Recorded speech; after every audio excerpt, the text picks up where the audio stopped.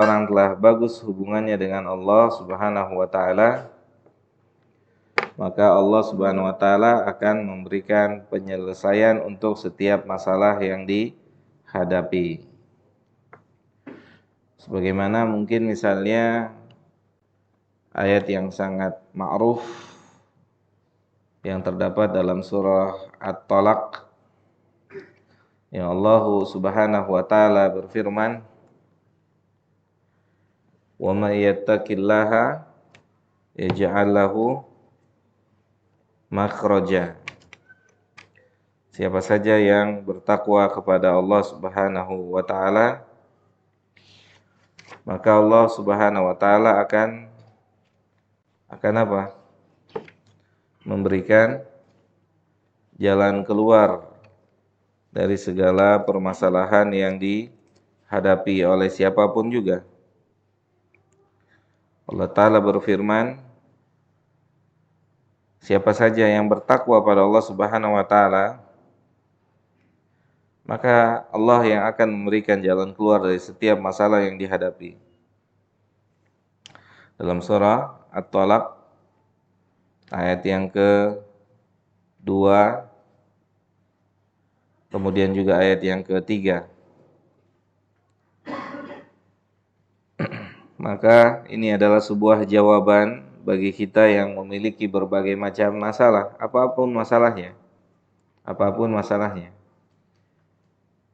Sebagaimana tadi sebelum kita istirahat,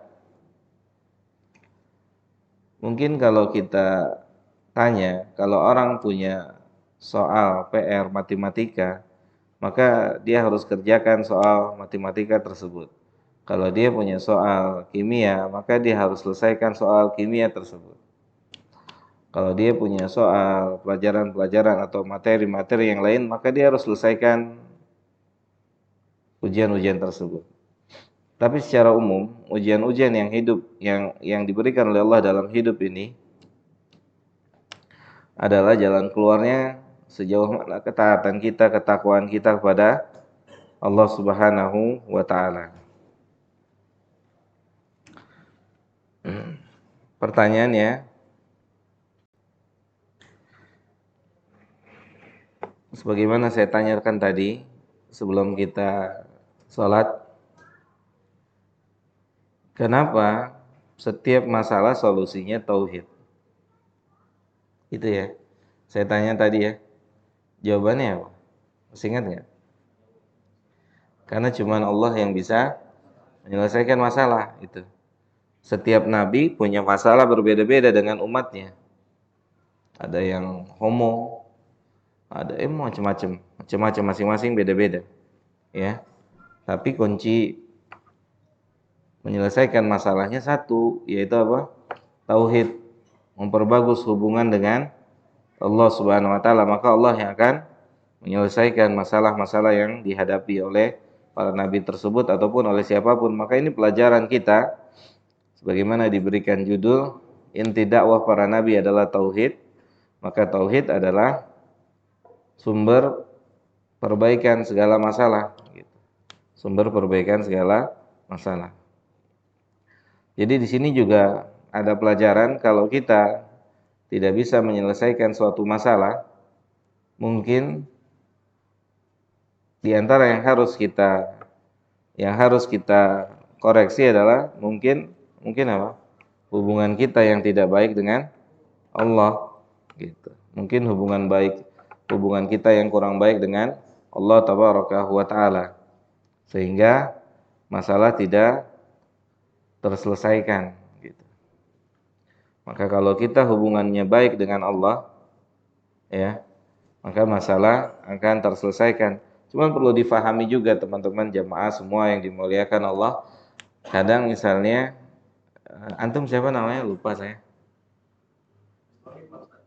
Ibrahim Agus.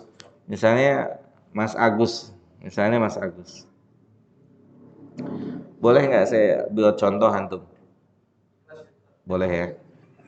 Iya. Ikhlas. Nama antum ganti Ikhlas. Misalnya Mas Agus nih, dia ini misalnya kehilangan motor nih Jadi ikhlas nggak nih? Tetap, tetap nggak? Kayak misalnya beliau kehilangan motor nih, Mas Agus ini kehilangan motor. Contoh gitu, contoh. Antum mau beneran? Baru jujur amat itu. Misalnya dia kehilangan motor, Mas Agus nih kehilangan motor. Tentunya kan dia berarti dia sedang diuji, betul nggak? Sama Allah sedang diuji. Baik. Bagaimana? Belum tentu ini sesuatu pertanda yang tidak baik buat dia. Kalau dia bisa melewati ujian ini dengan baik, hilang motor itu bisa menjadi sebab kebaikan buat dia. Hilang motor itu, dia punya motor hilang, bisa jadi itu salah satu sebab kebaikan buat dia. Kenapa? Misalnya kalau dia ikhlas, kalau dia sadar, kalau dia menerima apa yang Allah tetapkan, motor sudah dikunci, sudah digembok, hilang, kemudian dia bisa menyikapinya dengan berkata qadarullah wa masyafa'al. Kalau kehendaknya Allah sudah ditentukan, maka tidak ada yang bisa menghalangi. Kalau ketika dia bisa menyikapinya dengan itu, berarti dia berhasil dalam ujian itu. Benar ya? Dia berhasil dalam ujiannya. Ya. Berarti di sini jamaah, ujian itu atau yang memperoleh kebaikan itu tidak mesti dengan mendapatkan kebaikan. Bisa jadi keburukan yang diterima itu langkah dia memperoleh kebaikan yang banyak. Itu salah satu contoh. Simpelnya gini, simple aglabiyah atau umum bisa jadi dosa dan maksiat bisa menjadi sebab orang masuk surga. Dan bisa sebaliknya, ketaatan bisa menyebabkan orang masuk neraka. Bisa nggak gitu? Bisa nggak? Dosa dan maksiat itu bisa menjadi penghantar seseorang ke surga. Kapan? Saat dia bertobat pada Allah Subhanahu wa taala dengan taubatan nasuha. Ayat menyebutkan banyak sekali tentang tobat-tobat ya, tentang tobat gitu ya. Yang Allah yubaddilullahu sayyiatihi hasanat. Allah akan mengganti keburukan-keburukannya dengan kebaikan. Ayat yang serupa banyak sekali. Ketika seseorang benar-benar bertobat dengan taubatan nasuha, maka dosanya menjadi apa? Menghantarkan dia ke surga. Sebaliknya. Dan kisah ini atau testimoni ayat ini sudah terjadi di mana? Dialami oleh para sahabat sebagiannya. Di antaranya kisah yang ma'ruf mereka yang tidak ikut perang Tabuk.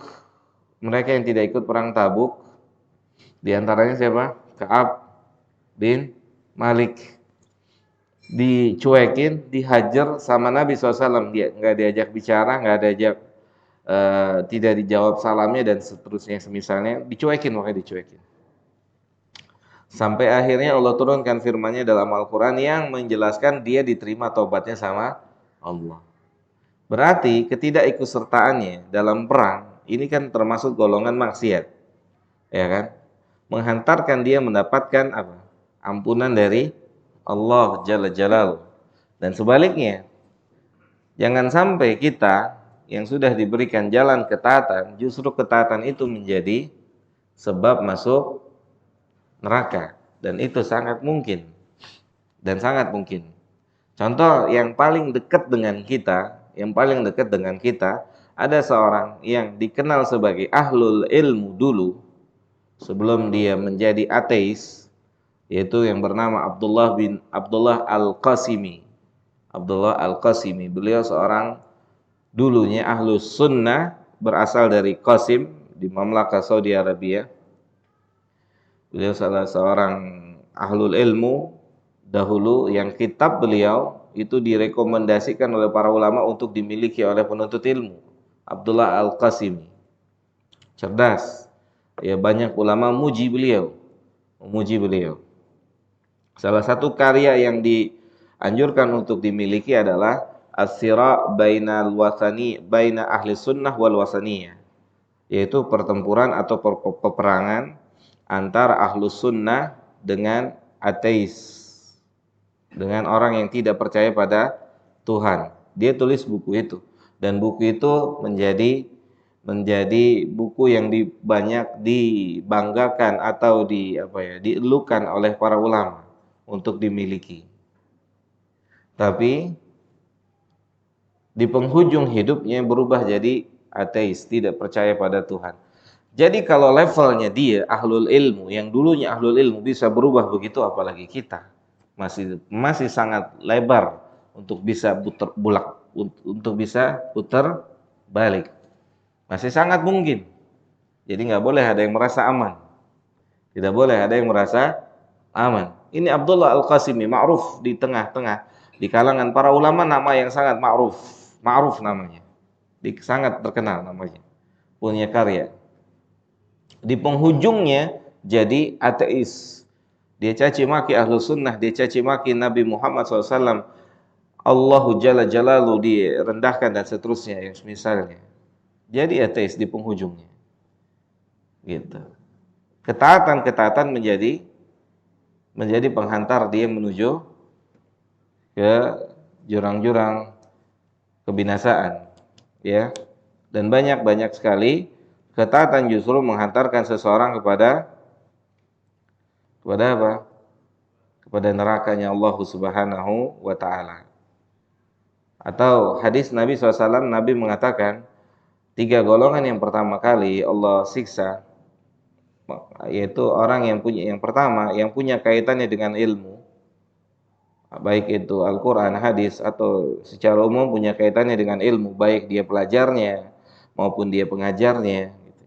Pokoknya ruang lingkup ini.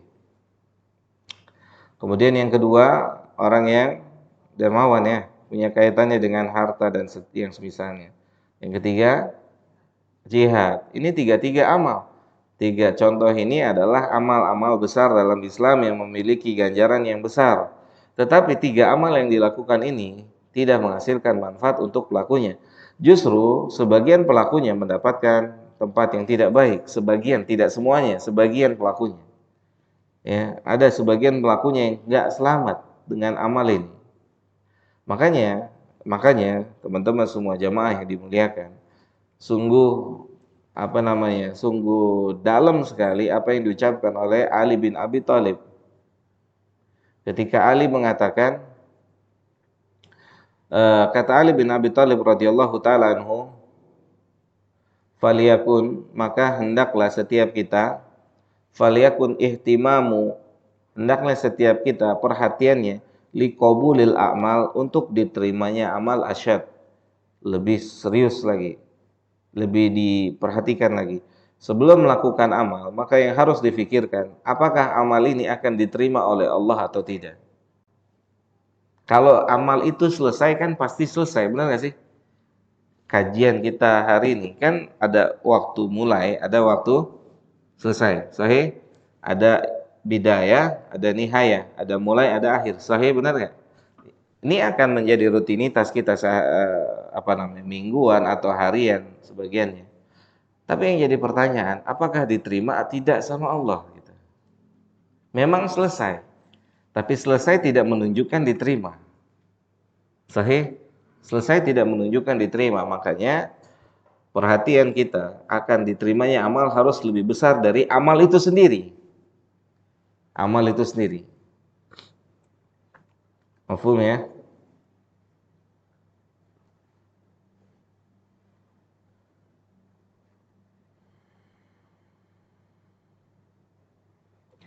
Watabayanat, kita lanjut ke kitab. Watabayanat, dan berbeda masyakiluha, permasalahan-permasalahan yang dihadapi oleh para nabi itu berbeda-beda,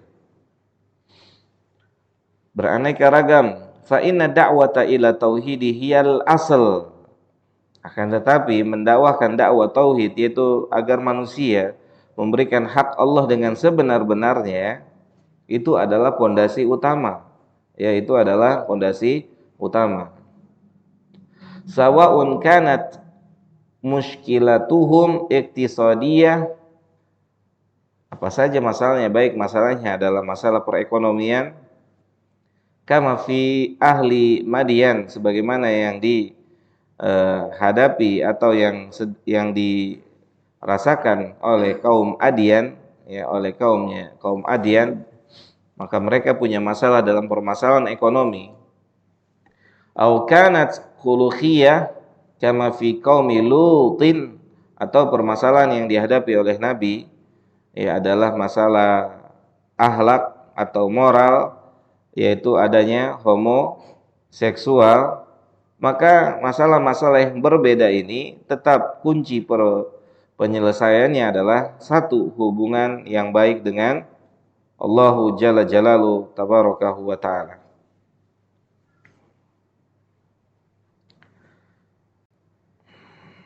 Walaysat bihajatin ila an aqula au kanat siyasiyah, atau mungkin ya permasalahan yang dihadapi adalah masalah politik, ya, masalah politik. Li'anna jami'a haula'i syu'ub lam yakunu yuhakkamuna bima anzalallah. Kenapa penulis mengatakan mungkin permasalahannya adalah masalah politik? Kenapa dikatakan mungkin? Karena dahulu di zaman-zaman Nabi terdahulu itu, hukum yang mereka tegakkan belum hukum Islam.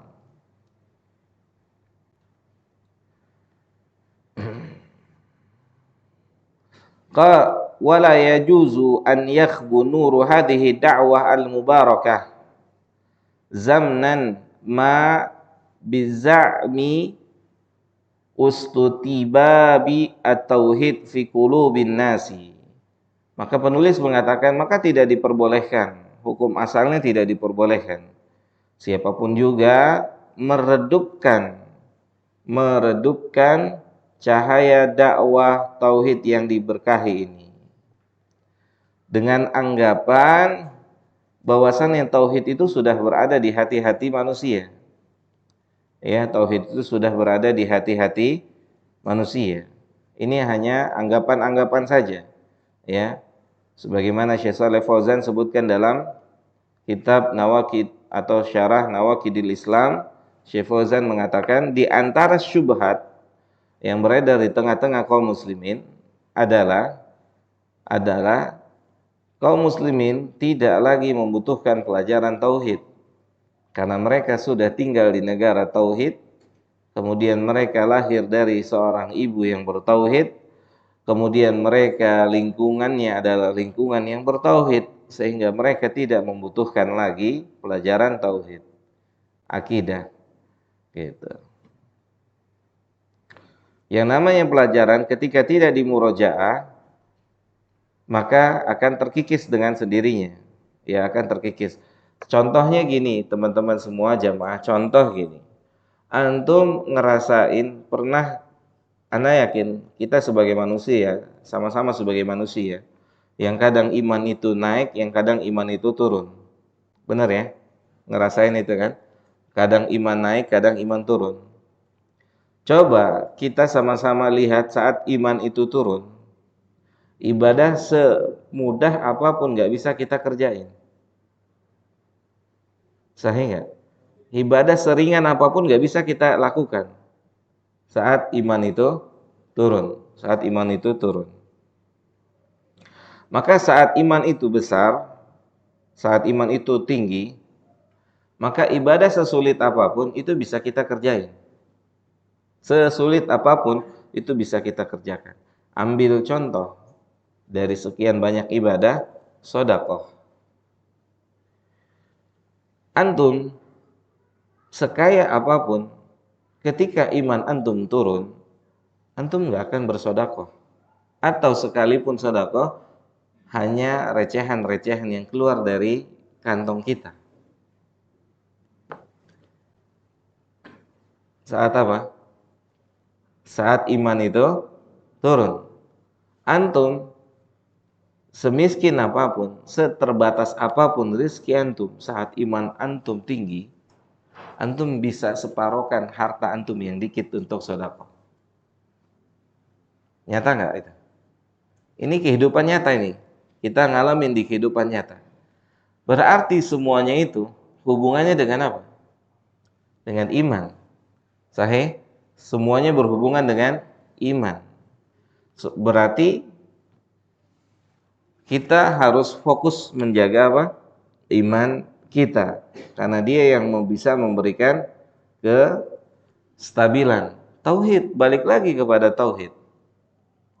Antum kalau mungkin sholat wajib dikerjakan terus menerus, tapi belum tentu sholat atau ibadah sunnah. Ada kalanya terjebak sama syaitan saat bangun malam untuk qiyamul lail, dibisikin sama syaitan, malam ini istirahat dulu. Ya. Atau malam ini gak usah panjang-panjang gitu. Malam ini slow-slow aja gitu. Akhirnya diturutin kemauannya atau nasihatnya dari syaitan. Kapan orang bisa stabil? Kapan orang bisa istiqomah? Gitu. Ya, tentunya saat dia bagus keyakinannya. Saat dia bagus keyakinannya, maka akan bisa stabil. Gitu. Jelas teman-teman semua jamaah yang dimuliakan oleh Allah Ta'ala. Kalau apa yang ada di dalam hati manusia itu bagus, tauhidnya bagus, ya, kalau di hati manusia itu bagus, tauhidnya bagus, itu kelihatan nggak sama mata kita? Kelihatan nggak? Kedengaran nggak sama telinga kita? Saya ulang pertanyaannya ya. Kalau tauhid, kalau memang prasangka sebagian orang yang menyangka, nggak perlu lagi orang Islam tuh diajarin tauhid, nggak perlu lagi dijelasin secara perinci, nggak perlu lagi. Kalau anggapan ini benar, kalau memang tauhid orang manusia sudah bagus, itu bisa kelihatan sama mata, kedengaran dengan telinga atau tidak? Bisa nggak? Bisa nggak kira-kira? Bisa. Contoh mudahnya, masjid pasti penuh. Penuhnya masjid menunjukkan hati manusia bagus tauhidnya. Masjidnya kosong menunjukkan apa? Hati manusia rusak. Ini nggak bisa. Antum mau ngelak gimana pun nggak bisa. Antum bilang, yang penting hatinya. Iya. Kalau hati orang bagus, masjid Allah 5 waktu pasti penuh. Sahih nggak? Nyata nggak? Itu satu contoh aja. Berarti tauhidnya berapa? Bermasalah. Berarti anggapan ini nggak benar. Nah sekarang gini,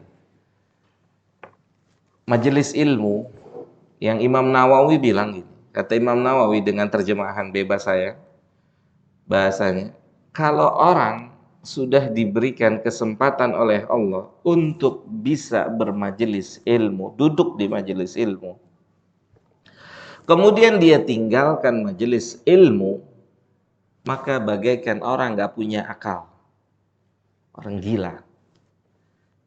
Kenapa? Apa dasarnya beliau mengatakan begitu? Bagaimana orang dikatakan berakal saat dia tinggalkan majelis yang dinaungi oleh malaikat sampai atas langit sana? Bagaimana orang dikatakan berakal saat dia tinggalkan satu majelis yang penduduk langit dan bumi mendoakan mereka yang ada di majelis itu?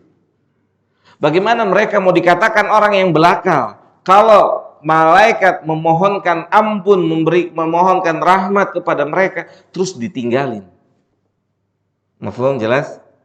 Itu yang dikatakan oleh Imam An-Nawawi rahimahullah, rahmatan wasi'atan. Ajib. Dalam ya? Hah? Masya Allah itu ya. Luar biasa. Kalau hati seseorang bagus, kalau memang seseorang bertauhid dengan tauhid yang bagus, sekarang gini. Kita mau bicara apa? Kajian.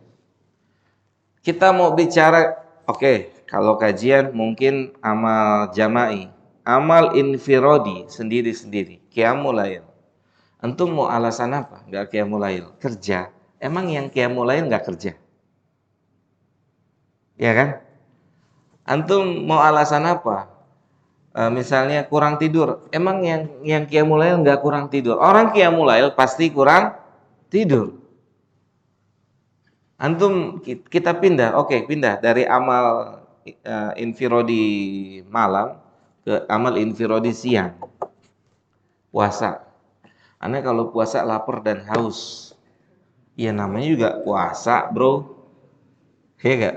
Namanya juga puasa, kalau kenyang namanya dia nggak puasa itu. Aneh kalau puasa itu capek. Tanya aja sama yang kerja, puasa capek apa enggak kan gitu. Kan sama juga, sama. Sama. Kalau tauhid seseorang bagus, itu dia pasti bisa rutin dalam beramal. Ini buat kita semua, buat kita masing-masing. Jangan nyalahin siapa-siapa ketika kita nggak bisa beramal, salahin diri sendiri. Pasti saya lagi kurang imannya. Buktinya apa? Rawatib nggak bisa 10, apalagi 12 rakaat. Nggak ada yang salah, kecuali siapa? Kita sendiri. Oh, mungkin mata ini tadi siang lihat sesuatu nih gitu. Mungkin telinga ini tadi siang ngedengerin sesuatu nih. Gitu cara introspeksinya. Nggak ada yang salah, kecuali kita. Malahan kita bilang untuk mengikuti setan, ya sebenarnya sih gampang kalau mau 10 rakaat atau 12 rakaat. Itu setan. Buktinya antum nggak bisa. Buktinya kita nggak bisa. Nggak bisanya kita rutin ini, itu menunjukkan tanda-tanda kelemahan iman. Lemah iman kita. Sebagai barometer buat kita masing-masing aja, buat kita sendiri-sendiri aja. Karena iman itu kan punya apa ya? Punya frekuensinya. Antum lihat subuhnya jam berapa sholat gitu kan. Sholat subuh jam berapa gitu kan. Dan seterusnya dari ibadah-ibadah yang lainnya. Jelas? Maka di sini penulis mengatakan tidak boleh seseorang memadamkan dakwah tauhid ini dengan anggapan tauhid ini sudah ada di hati-hati manusia. Tidak boleh. Tidak boleh beranggapan. Maka kalau memang anggapan ini benar, tadi kita sudah contohkan, masjid Allah mesti penuh. Ya enggak? Karena menunjukkan hati orang bagus kan begitu.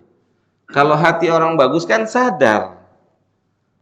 Terus kata penulis, alam tasma, apakah kalian tidak mendengar? Apakah kalian belum mendengar Imamul Hunafa al-Muwahhidin Ibrahim al-Khalilu alaihi salatu wassalamu? Belumkah kalian mendengar imamnya atau pemimpinnya orang-orang yang lurus, orang-orang yang bertauhid, yaitu Nabi Ibrahim alaihi salatu wassalam? Qad khafa ala nafsihi asyirku. Beliau pernah atau beliau merasakan takutnya syirik itu bisa menimpa dirinya. Itu levelnya Nabi Ibrahim. Takut syirik itu bisa menimpa dirinya.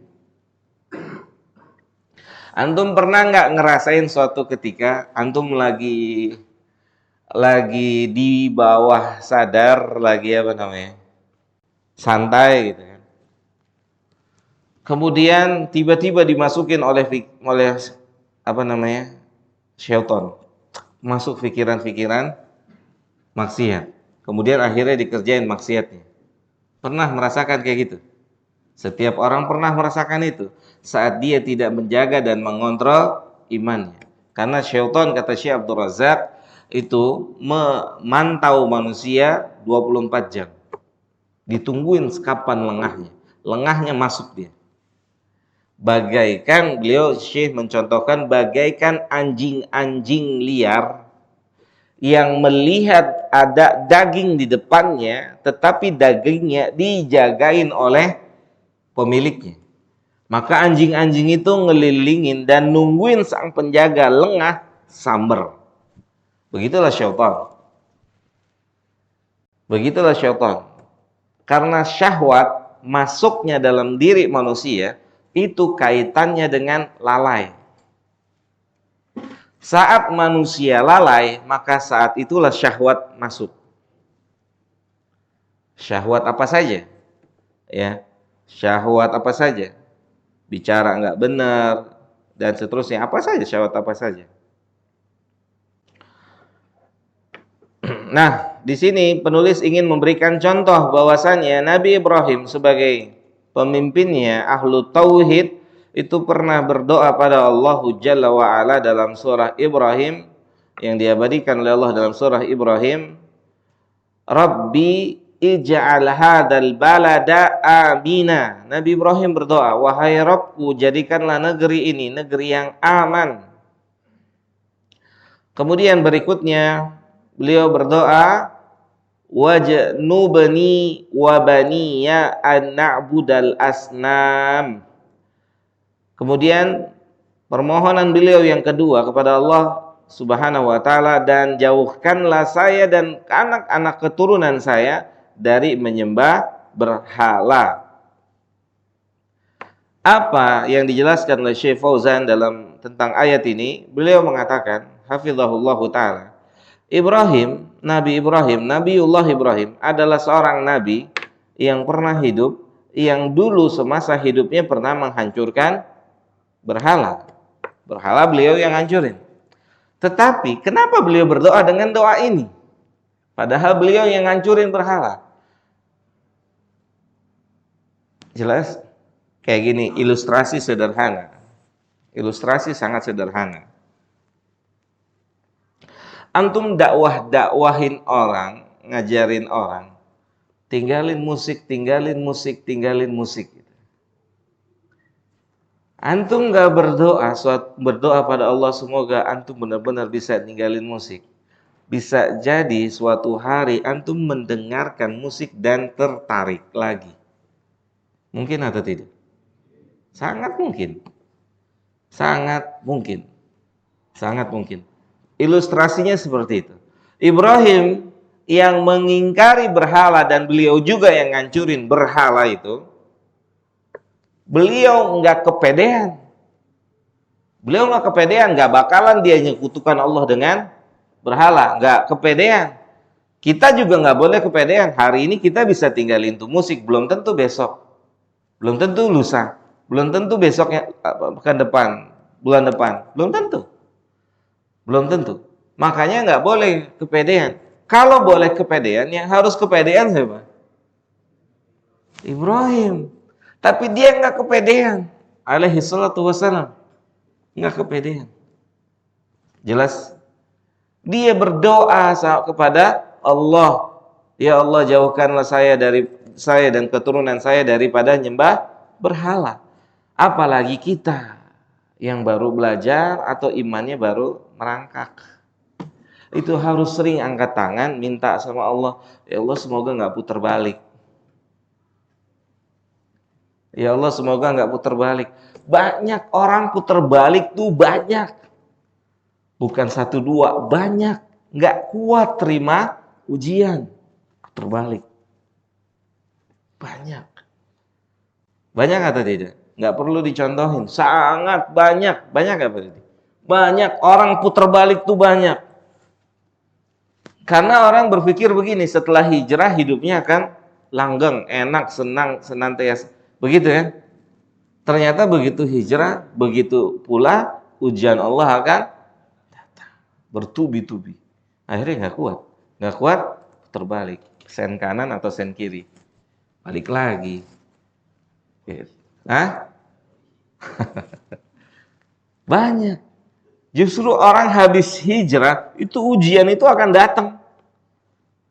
Ibarat sekolah, antum masuk sekolah, salah sendiri antum masuk sekolah. Kalau nggak mau ujian, jangan masuk sekolah. Antum yang pilih masuk sekolah, berarti antum harus siap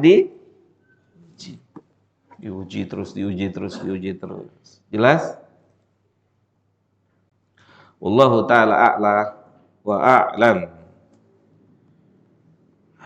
Semoga bermanfaat buat saya dan buat kita semua. Cukup sampai di sini. Wassallallahu ala nabiyyina Muhammadin wa ala alihi wa sahbihi ajmain. Jika ada yang mau diskusi, tafadhol.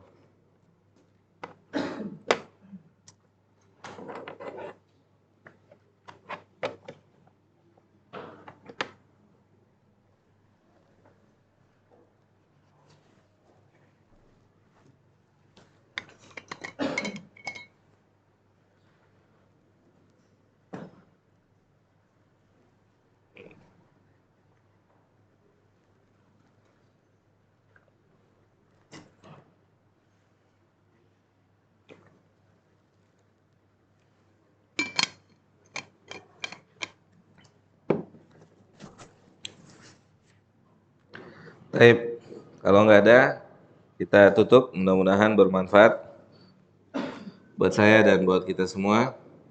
Wassallallahu ala nabiyyina Muhammadin wa ala alihi wa sahbihi ajmain. Subhanakallahumma bihamdika asyhadu an la ilaha illa anta astaghfiruka wa atubu ilaika. Assalamualaikum warahmatullahi wabarakatuh.